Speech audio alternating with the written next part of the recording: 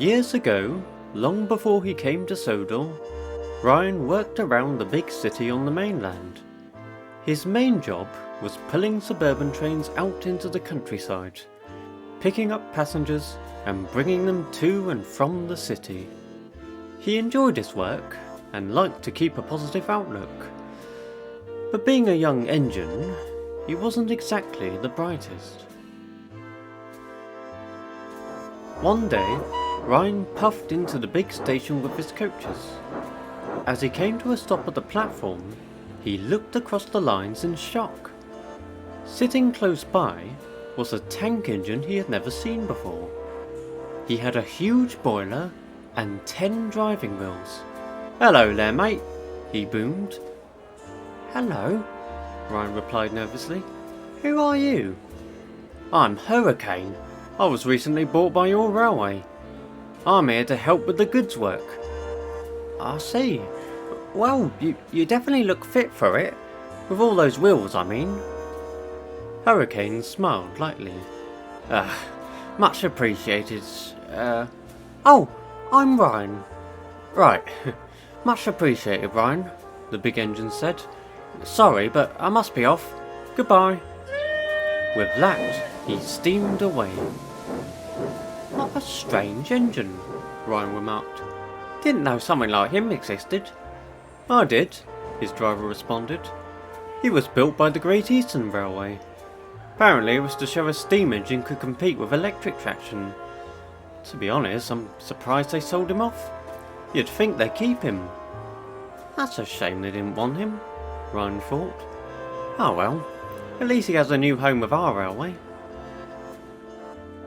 For the next few weeks, Ryan would spot Hurricane around the city, with long lines of trucks.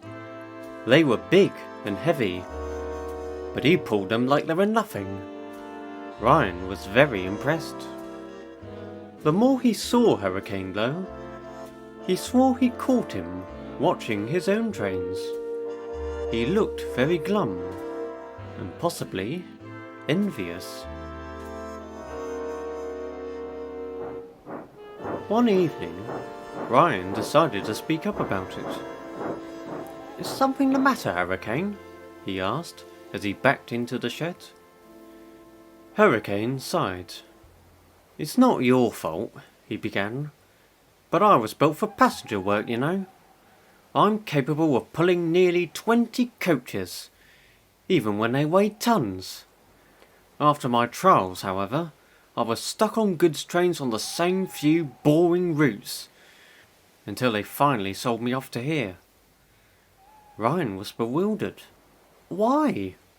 "All they told me was that I wasn't fit for passenger trains, and that they couldn't find enough work that made me worth keeping."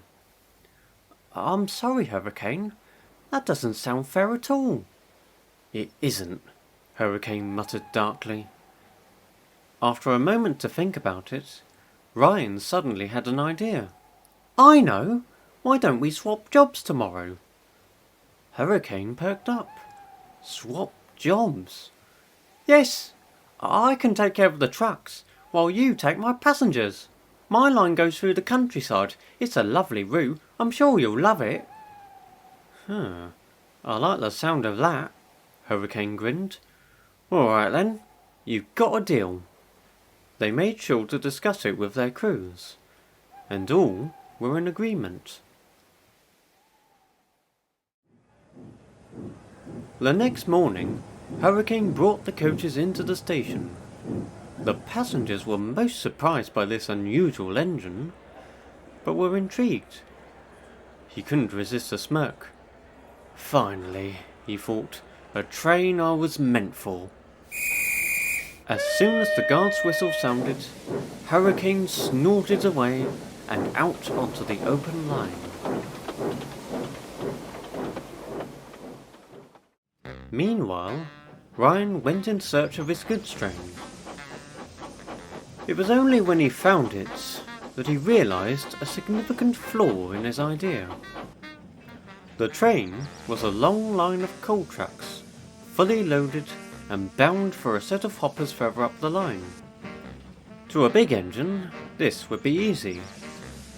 But Orion, well, his strength would certainly be tested. He carefully backed onto the train, and when everything was ready, he pulled forward. "Come on! Come on!" he puffed boldly. Amazingly, he was able to stay moving. Although some might say a tortoise would be quicker. He crawled along the main line, only slightly increasing his speed. Other engines passed by him. Most were amused, while a few worried he might fall to bits. Thankfully for Ryan, he remained intact, and after a long agonising journey, he strained into the yards, several minutes after he was supposed to. A shunter seemed ready to give him a mouthful, but seeing his red cheeks, they thought better. After a much-needed drink, Ryan made his way back to the sheds. "Well, you did your best, lad," his driver soothed. "At least we still got the train there. Could have been a lot worse." No sooner had he stopped in his berth, the foreman ran up to them, looking very frantic. "Ryan, you need to bring the crane and workers up the branch line at once." "Why?" Ryan asked. "What's happened?" "The engine on the return train has come off. Apparently they've gone and buggered the rails too." Though still tired, Ryan was quick to act. He picked up the crane and work coach and set off to the rescue. When he arrived, Ryan was stunned. Sitting on the ground and looking very grumpy was Hurricane.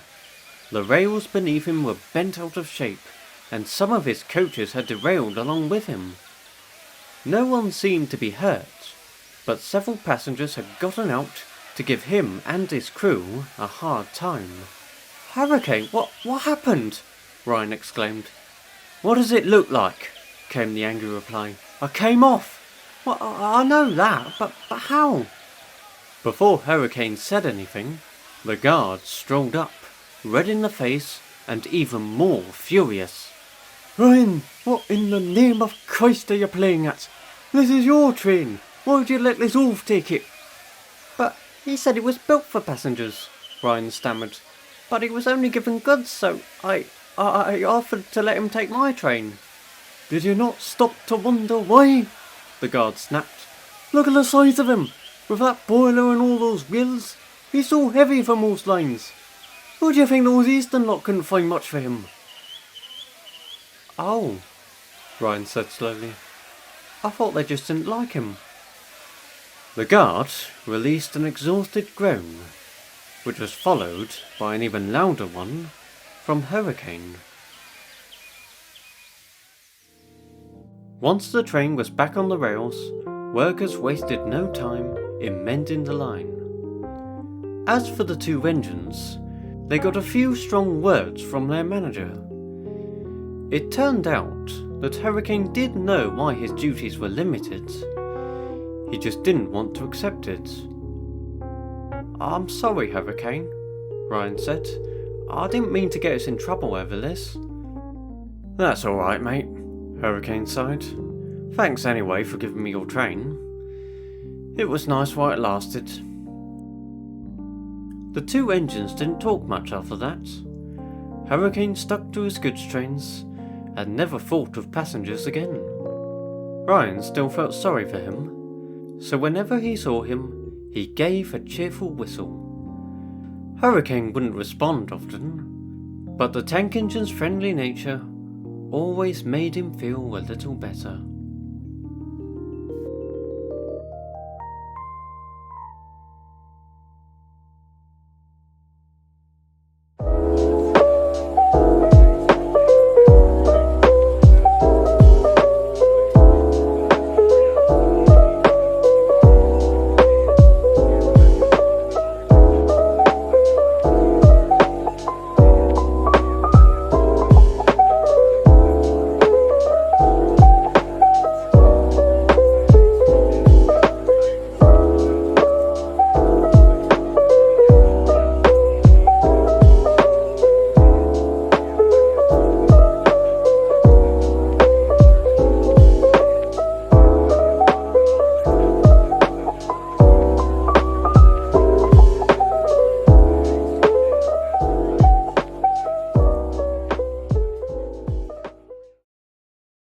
This is your train. Why would you let this wolf take it? You cunt! Yeah, I'm not going to include that.